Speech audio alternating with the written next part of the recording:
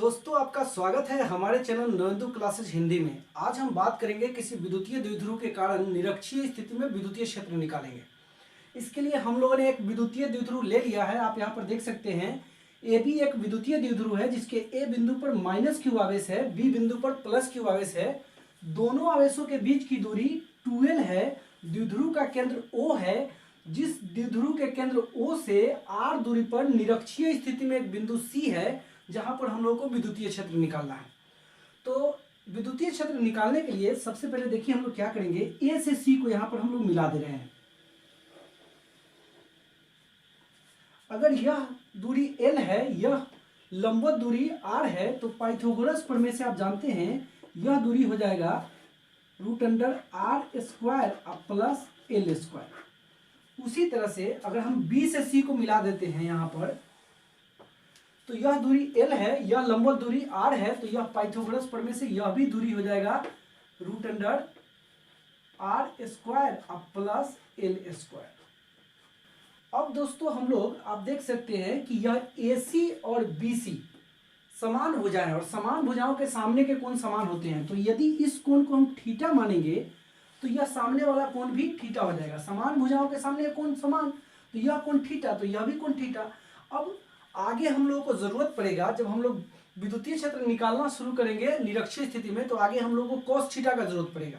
तो किसी भी एक त्रिभुज में हम लोग cos थीटा निकाल लेते हैं। तो जैसे आप त्रिभुज यहां पर देखिए AOC, त्रिभुज AOC में आप देख सकते हैं cos थीटा बराबर देखिए क्या होगा, आधार अबाई कर्ण, यानी कि AO अबाई AC।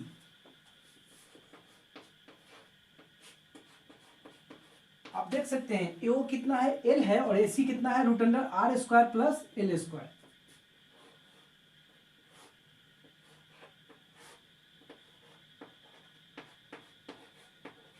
इसको हम लोग ऐसे भी लिख सकते हैं L by √r² plus l² को हम लोग r² प्लस l² के होल पावर 1/2 लिख सकते हैं। ऐसा आप लोग पढ़े हैं कि रूट को 1/2 पावर लिखा जाता है।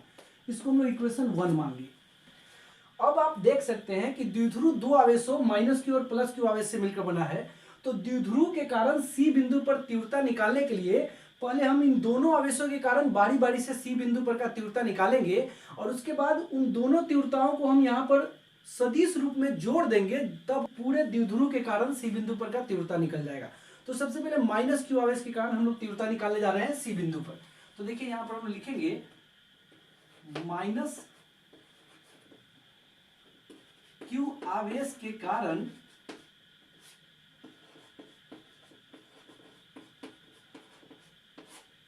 C बिंदु पर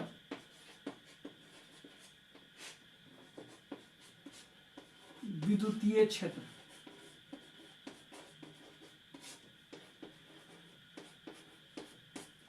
तो यहां पर आप देख सकते हैं दो आवेश हैं, एक -q और एक +q। -q के कारण जो विद्युतीय क्षेत्र होगा उसको हम लोग E1 से सूचित करेंगे और +q के कारण जो विद्युतीय क्षेत्र होगा उसको E2 से। तो देखिए हम लोग यहाँ पर E1 बराबर क्या लिखेंगे, लेकिन उसके पहले हम आपको एक थोड़ा सा यहाँ पे हिंट्स देते हैं जिसका इस्तेमाल हम लोग करेंगे। आपको हमने बताया है कि अगर Q आवेश हो और इससे R दूरी का कोई बिंदु हो तो वहां विद्युतीय क्षेत्र का फॉर्मूला आपको सिखाया गया है पिछले क्लासेज में, 1/4πε0 q/r²। एक चीज और आप पढ़े हैं, प्लस आवेश के कारण विद्युतीय क्षेत्र की तीव्रता की दिशा बाहर की ओर होती है और माइनस आवेश के कारण विद्युतीय क्षेत्र की तीव्रता की दिशा अंदर की ओर होती है। इन सारे कंसेप्ट का इस्तेमाल हम लोग यहाँ पर करेंगे। तो देख सकते हैं कि किसी आवेश Q से R दूरी के बिंदु पर तीव्रता का सूत्र क्या होता है, 1/4πε0 q/r², यानी 1/4πε0 आवेश बाई दूरी का स्क्वायर। तो यहाँ पर हम लोग -q आवेश के कारण निकालने जा रहे हैं। तो आवेश अब बट्टा ये दूरी C बिंदु से इसकी दूरी क्या है, उसका स्क्वायर। तो देखिए क्या लिखेंगे, E1 बराबर 1/4πε0 और यहाँ पे आवेश कौन है, -q।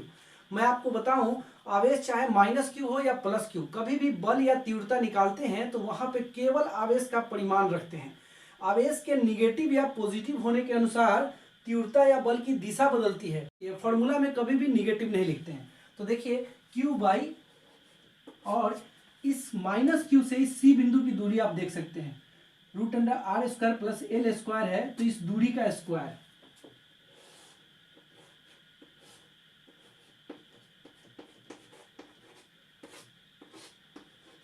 आप देख सकते हैं क्या होगा ये, E1 is equal to 1/4 epsilon nought Q by square करने पे ये हो जाएगा R square plus L square. अब आप यहाँ पर देख सकते हैं ऋण आवेश है, ऋण आवेश के कारण तीव्रता की दिशा अंदर की ओर होती है। अब बताइए कि इस सी बिंदु पर तीव्रता निकाले हैं माइनस क्यू आवेश के कारण, अंदर की ओर किधर होगा, सी से ए की ओर, सी से ए की ओर, ब्रैकेट में मैंने लिख दिया अंदर की ओर।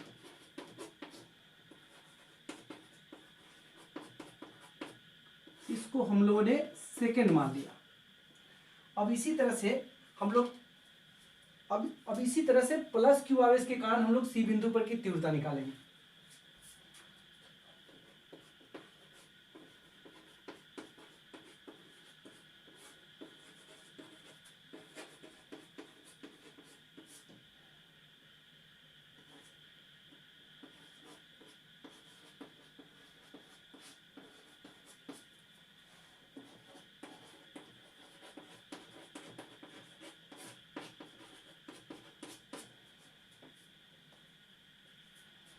तो आप देख सकते हैं E2 इज इक्वल टू हो जाएगा 1/4 एप्सिलॉन नॉट, और आप देख सकते हैं यहाँ पे प्लस क्यू आवेश से सी बिंदु की दूरी कितनी है, root under R square plus L square, तो इसका स्क्वायर हो जाएगा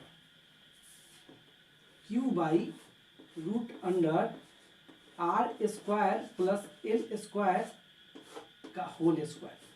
तो अगला स्टेप देखिए हम लोग क्या लिखेंगे, E2 is equal to 1/4 epsilon nought Q by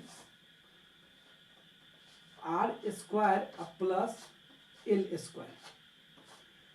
लेकिन इसका दिशा आप देख सकते हैं, यह प्लस आवेश है, प्लस आवेश के कारण जो सी बिंदु पर तीव्रता की दिशा होगी वह बाहर की ओर होगी। बाहर की ओर कहने का मतलब इसी लाइन में बाहर की ओर देख सकते हैं, बी से सी की ओर, और ये जो तीव्रता होगी यह हो गई वेक्टर E2, और यहां पर इस माइनस क्यू आवेश के कारण जो यहां पर तीव्रता थी उसका नाम था वेक्टर E1। इस माइनस आवेश के कारण तीव्रता अंदर की ओर और इस प्लस आवेश के कारण तीव्रता बाहर की ओर। तो ये बाहर की ओर दिशा कौन सी होगी, बी से सी की ओर। तो देखिए हम यहां पर लिखेंगे बी से सी की ओर, बी से सी की ओर कहने का मतलब बाहर की ओर।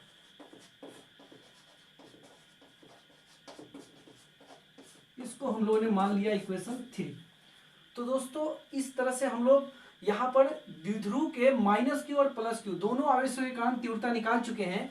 अब हम लोग पूरे द्विध्रुव के कारण सी बिंदु पर की तीव्रता निकालेंगे, इससे आगे अब बढ़ेंगे। सबसे पहले मैं बोर्ड इधर क्लियर करता हूँ, फिर हम लोग आगे बढ़ेंगे। दोस्तों द्विध्रुव के माइनस क्यू आवेश के कारण हम लोग यहाँ पर तीव्रता निकाल चुके हैं, वेक्टर E1 है, प्लस क्यू आवेश के कारण तीव्रता वेक्टर E2 है। अब पूरे द्विध्रुव के कारण सी बिंदु पर की तीव्रता निकालने के लिए इन दोनों तीव्रताओं को यहाँ पर जोड़ना पड़ेगा। लेकिन तीव्रता एक सदिश राशि है, इसको साधारण विधि से नहीं जोड़ सकते हैं, इसको सदिश विधि से जोड़ेंगे। और सदिश विधि आप 11th में पढ़े हैं, मैं आपको थोड़ा सा यहाँ पे हिंट्स देता हूं। यदि दो सदिश एक दिशा में हो तो इनका जोड़ जो है a प्लस बी होता है। अगर दो सदिश विपरीत दिशा में हो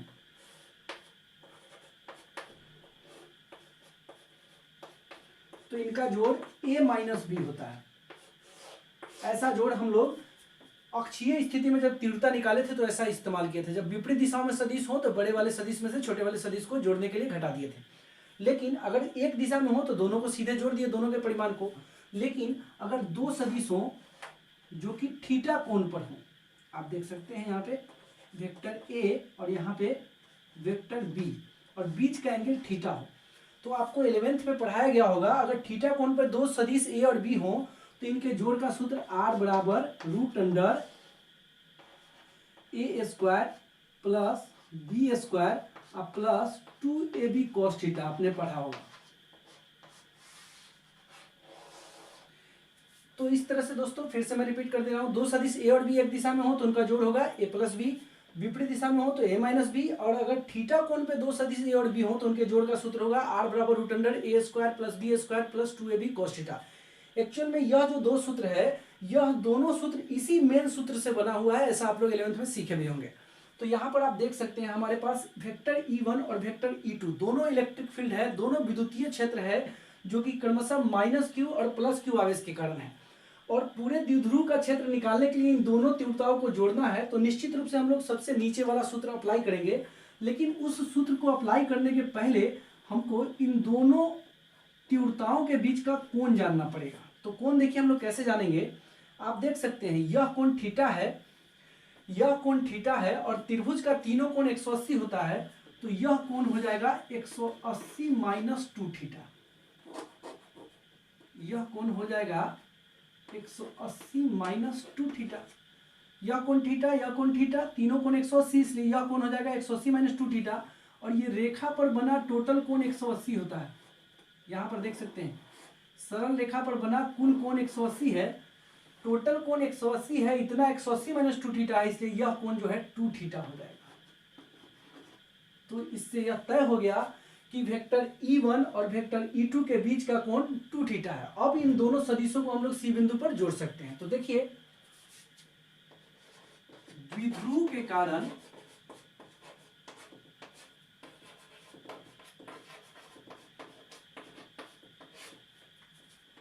सी बिंदु पर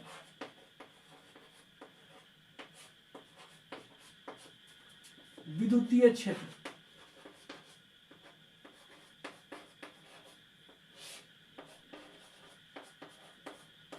तो यहां पर द्विध्रुव के कारण जो विद्युतीय क्षेत्र होगा उसको हम लोग ई बोलेंगे, और ई बराबर देखिए क्या हो जाएगा root under E1 square plus E2 square plus 2E1 E2 cos 2 theta, क्योंकि दोनों के बीच का कोण थीटा ना होकर 2 थीटा है।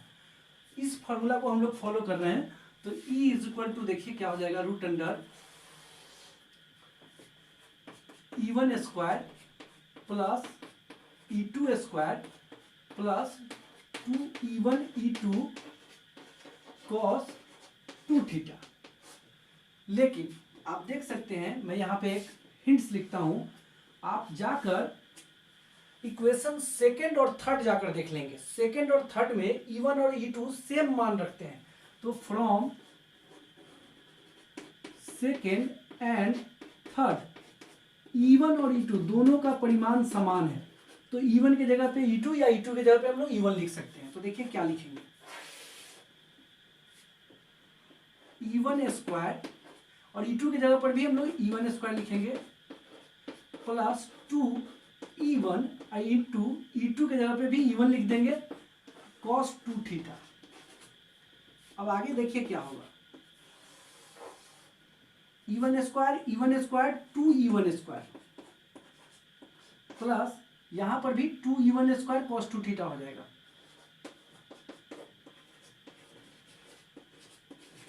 अब आप देख सकते हैं इसमें कॉमन हो जाएगा 2E1 स्क्वायर, तो यहां पे हो जाएगा 1 और यहां पे cos 2 थीटा। फिर देखिए यहां पे अगले स्टेप में 2E1 स्क्वायर और 1 प्लस cos 2 थीटा जो है 2 cos स्क्वायर थीटा होता है, आप पढ़े होंगे ट्रिगोनोमेट्री में। तो देखिए 2 cos square theta, 1 plus cos 2 theta की जगह पे हम लोग लिखेंगे 2 cos स्क्वायर थीटा। अब इसका देखिए स्क्वायर रूट कैसे निकालेंगे, 2 इंटू 2 है तो 2 हो जाएगा, E1 स्क्वायर है तो E1 हो जाएगा, cos स्क्वायर थीटा है तो इसका वर्गमूल जो है cos थीटा हो जाएगा। तो E बराबर क्या है आप देख सकते हैं 2E1 cos थीटा। अब इसी को हम लोग आगे इसको आगे बढ़ाएंगे, बोर्ड पहले हम मिटा ले रहे हैं फिर। तो अब हम लोग आगे बढ़ेंगे, देखिए E इज इक्वल टू हम लोग को आया है 2E1 cos थीटा 2, और E1 का वैल्यू हम लोग इक्वेशन सेकंड से लिखेंगे यहाँ पे 1/4 pi epsilon naught Q by R square plus L square into cos theta equation 1 से लिखेंगे। cos थीटा आप देख लीजिएगा इक्वेशन 1 में L by R square plus L square पर पावर 1/2, आप देख सकते हैं यहाँ पे R square plus L square के होल पावर यहाँ कुछ नहीं है तो 1 पावर है, और यहाँ पे 1/2 है। दोनों को मल्टीप्लाई करेंगे तो इस पे होल पावर 3/2 हो जाएगा। तो देखिए 1/4 pi epsilon nought into Q, और आप देख सकते हैं 2 और एल को एक साथ लिख लेंगे हम लोग, 2l हो जाएगा। अब by R square plus L square के होल पावर 3/2, 1 + 1/2 3/2। एक चीज यहाँ पे मैं बताऊं, Q इंटू 2l को वो विद्युतीय द्विध्रुव आघूर्ण कहते हैं और इसको P से सूचित करते हैं। तो देखिए हम लोग क्या लिखेंगे, 1/4 pi epsilon not P by R square plus L square के होल पावर 3/2, कितना बराबर, E बराबर, जहां आप देख सकते हैं P हमने किसके जगह पे लिखा है, Q इंटू 2l के जगह पे। तो P बराबर क्या है, Q इंटू 2l, जिसका नाम क्या है, विद्युतीय द्विध्रुव आघूर्ण। तो इस तरह से दोस्तों हमने विद्युतीय द्विध्रुव के कारण निरक्षीय स्थिति में विद्युतीय क्षेत्र का व्यंजक निकाल दिया, और यह व्यंजक क्या है आप देख सकते हैं, E = 1/4 pi epsilon nought into P by R square plus L square के होल पावर 3/2। अब हम लोग इसके आगे बढ़ेंगे। तो हम लोग यहाँ तक पहुंच चुके हैं, आप देख सकते हैं E = 1/4 pi epsilon not P by R square plus L square के होल पावर 3/2। अब इस फॉर्मूला को थोड़ा सा हम लोग एडजस्ट करेंगे। आप देखिए हम लोग जानते हैं कि द्विध्रुव के आवेशों के बीच की दूरी 2l जो होती है बहुत ही अल्प दूरी होती है। यदि r का मान l से बहुत बड़ा हो, वैसी स्थिति में देखिए क्या होगा, यदि r जो हो बहुत बड़ा हो l से, तो r स्क्वायर जो होगा और भी बड़ा हो जाएगा l स्क्वायर से। अब जब ये बहुत बड़ा हो जाएगा l स्क्वायर से, वैसी स्थिति में R square minus L square को हम लोग लगभग आर स्क्वायर के बराबर मान सकते हैं। कहने का मतलब कि एल स्क्वायर इतना छोटा है कि इसको हम लोग छोड़ सकते हैं या इग्नोर कर देंगे। तो देखिए अब हमारा फॉर्मूला क्या हो जाएगा, E = 1/4 पाई इप्सिलॉन नॉट, और ऊपर में आप देख सकते हैं P बाई इस R square plus L square के जगह पे हम लोग देखिए क्या लिखेंगे, आर स्क्वायर। तो आर स्क्वायर और इस पे पावर देख सकते हैं आप कितना है, 3/2। तो 2 से 2 कैंसिल हो जाएगा और ये फॉर्मूला हो जाएगा E = 1/4 pi epsilon not P by R Q. यह भी फॉर्मूला हो गया किसी द्विध्रुव के कारण निरक्षीय स्थिति में विद्युतीय क्षेत्र की तीव्रता का। अब इस फॉर्मूला को हम आपको सदिश रूप में लिखकर दिखाएंगे। मैं आपको बताऊं कि C बिंदु पर जो तीव्रता E है द्विध्रुव के कारण, वह E तीव्रता E1 और E2 के जोड़ के बराबर है। जोड़ने के लिए हम लोगों ने सूत्र का इस्तेमाल किया है। जोड़ने के सूत्र के इस्तेमाल से हम लोगों ने जोड़ का मान निकाला है, लेकिन जोड़ने के लिए जो ज्यामिति यूज होता है, आप लोगों ने पढ़ा होगा सदिशों के योग का समांतर चतुर्भुज नियम। उस ज्यामिति का इस्तेमाल करके जोड़ने के बाद जो परिणामी सदिश मिला है, जो योगफल सदिश E मिला है, उसको हम लोग देखिए कैसे दिखाएंगे। आपने पढ़ा होगा यहाँ पे E1 और E2 है। आपने सदिशों के योग के समांतर चतुर्भुज नियम में पढ़ा होगा कि दोनों सदिशों को आसन्न भुजा मानकर समांतर चतुर्भुज पूरा करते हैं। आपने पढ़ा होगा कि दोनों सदिशों को आसन्न भुजा मानकर समांतर चतुर्भुज पूरा करते हैं, और दोनों सदिशों के कॉमन बिंदु से, उभयनिष्ठ बिंदु से जो विकर्ण होता है, वही परिणामी सदिश वेक्टर ई होगा। तो देखिए वेक्टर ई यानी कि द्विध्रुव के कारण सी बिंदु पर का जो विद्युतीय क्षेत्र वेक्टर ई है, वो आप देख सकते हैं बाईं तरफ है, इधर की ओर है। और आपने पढ़ा है कि विद्युतीय द्विध्रुव आघूर्ण वेक्टर पी जो होता है -q से +q की ओर होता है। आप देख सकते हैं ये दोनों सदिश जो है एक दूसरे के विपरीत दिशाओं में है, इसलिए E को जब सदिश रूप में लिखना होगा तो P पर सीधे वेक्टर नहीं चढ़ाएंगे, बल्कि P पर वेक्टर चढ़ाने के बाद उसके पहले निगेटिव साइन इस्तेमाल करेंगे, क्योंकि दोनों विपरीत दिशाओं में। तो देखिए सदिश रूप में इस फॉर्मूला को हम लोग कैसे लिखेंगे, E =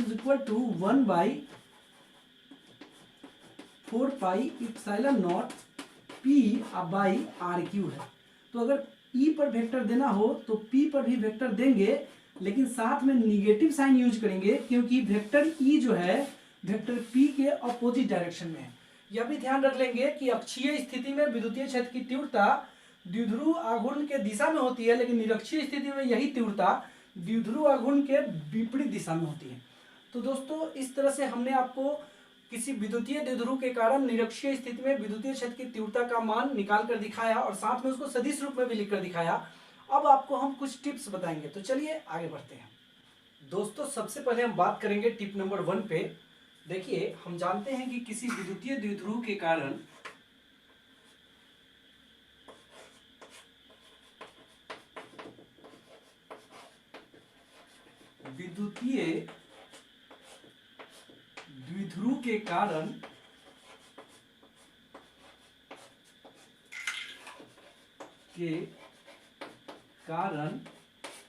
विद्युतीय क्षेत्र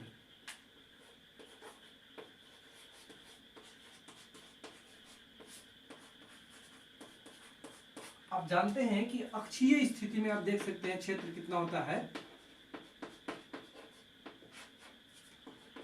1/4πε0 इंटू 2p/r³। इसको हम लोगों ने फर्स्ट मान लिया। और द्विध्रुव के कारण निरक्षीय स्थिति में विद्युतीय क्षेत्र जो होता है 1/4πε0 p/r³ होता है। अब हम लोग क्या करेंगे कि इक्वेशन 1 में सेकंड से डिवाइड करेंगे। तो देखिए, तो क्या हो जाएगा, ई अक्षीय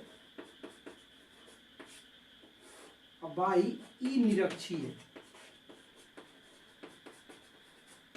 आप देख सकते हैं अक्षीय के सामने हो जाएगा 1/4πε0 2p/r³ और निरक्षीय के सामने हो जाएगा 1/4πε0 p/r³।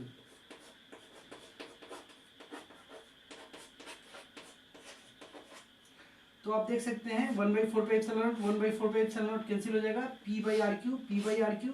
तो ये इक्वल में होगा 2। तो इधर अब हम साइड में देखिए क्या कंक्लूजन लिख रहे हैं, ई अक्षीय बाई ई निरक्षीय इज इक्वल टू 2 है। तो आप देख सकते हैं ये अक्षीय इज इक्वल टू हो जाएगा 2 इंटू ई निरक्षीय, यानी यहां पर हम लोग लिखेंगे ई अक्षीय बराबर 2 गुने ई निरक्षीय। तो देखिए हम लोग को क्या यहाँ पर कंक्लूजन निकला कि किसी द्विध्रुव के कारण अक्षीय स्थिति में विद्युतीय क्षेत्र की तीव्रता निरक्षीय स्थिति में विद्युतीय क्षेत्र की तीव्रता की दुगुनी होती है। इस बात को एक और तरीके से हम लोग लिख सकते हैं, आप देख सकते हैं इस 2 को हम लोग लिख सकते हैं 2/1, या इसको लिख सकते हैं 2:1। तो देखिए हम लोग क्या लिख सकते हैं, ई अक्षीय बाई ई निरक्षीय इज इक्वल टू 2:1। यानी इस बात को ऐसे भी हम लोग कह सकते हैं कि किसी द्विध्रुव के कारण अक्षीय स्थिति में विद्युतीय क्षेत्र की तीव्रता और निरक्षीय स्थिति में विद्युतीय क्षेत्र की तीव्रता का अनुपात 2:1 होता है। तो ये रहा टिप नंबर 1। अब हम लोग आगे बढ़ेंगे टिप नंबर 2 की ओर। अब हम लोग पढ़ेंगे टिप नंबर 2। यहाँ पे 2 अलग अलग सिचुएशन के लिए हम लोग को कंपेयर करना है, तो बीच में हम देखिए डिवाइड करते हैं। और यहाँ पर देखिए किसी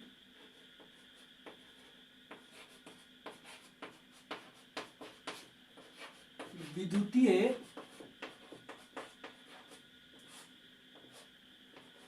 द्विध्रुव के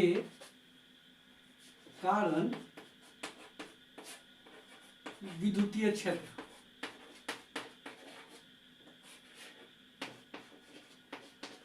और यहां पर हम लोग सीखेंगे, और यहां पर सिचुएशन हम लोग लेंगे किसी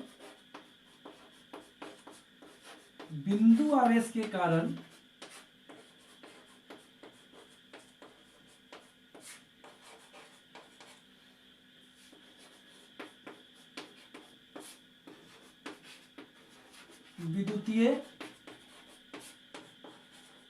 क्षेत्र। तो आप जानते हैं कि द्विध्रुव के कारण जो क्षेत्र होता है विद्युतीय क्षेत्र, वो अक्षीय स्थिति में 1/4πε0 2p/r³ होता है। और यह जो हम लोग डिस्कशन कर रहे हैं, इसमें हम लोग को विद्युतीय क्षेत्र और दूरी के बीच का रिलेशन देखना है। आप देख सकते हैं यह विद्युतीय क्षेत्र और दूरी में क्या रिलेशन है। अक्षीय स्थिति में विद्युतीय क्षेत्र दूरी के घन का व्युत्क्रमानुपाती होता है। तो देखिए इस रिलेशन को हम यहां लिख दे रहे हैं।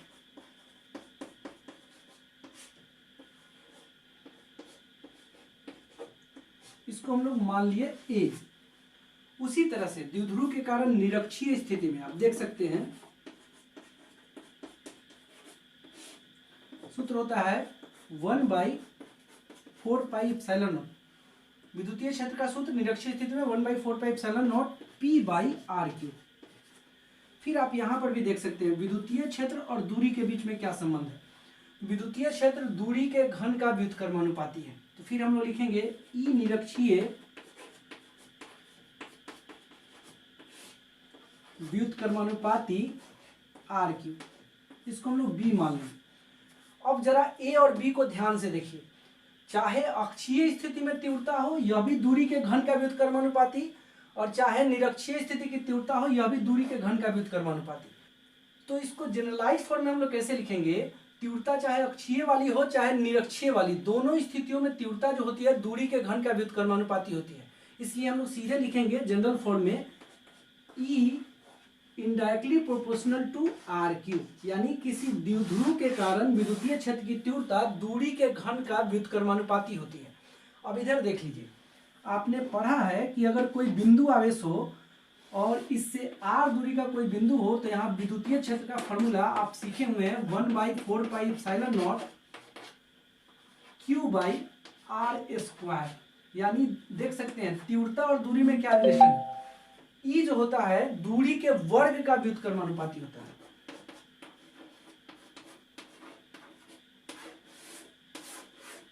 इसको हम लोगों ने सेकंड मान लिया और इसको फर्स्ट। अब देखिए कंक्लूजन हम लोगों का क्या है।